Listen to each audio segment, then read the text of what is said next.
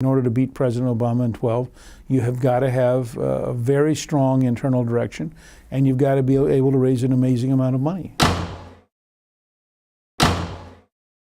Michael Steele announced his re-election bid for chairman of the RNC. Your thoughts? Well, I have great respect for the Republican National Committee. I think they're going to have a number of candidates to choose from, and I think that they will ultimately pick somebody that they believe is able to help lead the party in 2012. Michael's got to go out and make the case that he's that guy, and I think he's a personal friend of mine.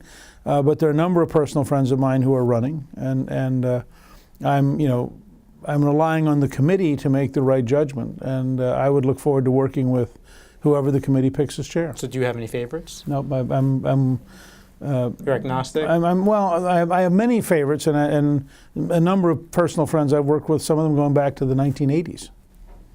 How would you grade Chairman Steele's performance in the last 2 years? I think that Chairman Steele did a very important job at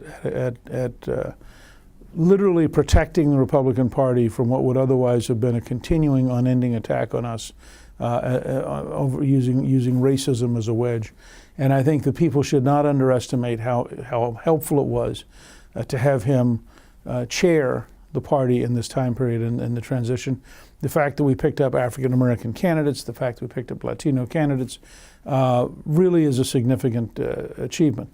On the other hand, I think people are really concerned about the financial condition of the committee, and people recognize that in order to beat President Obama in 12, you have got to have a very strong internal direction, and you've got to be able to raise an amazing amount of money. And I think he's going to have to convince the committee that he's capable of doing that.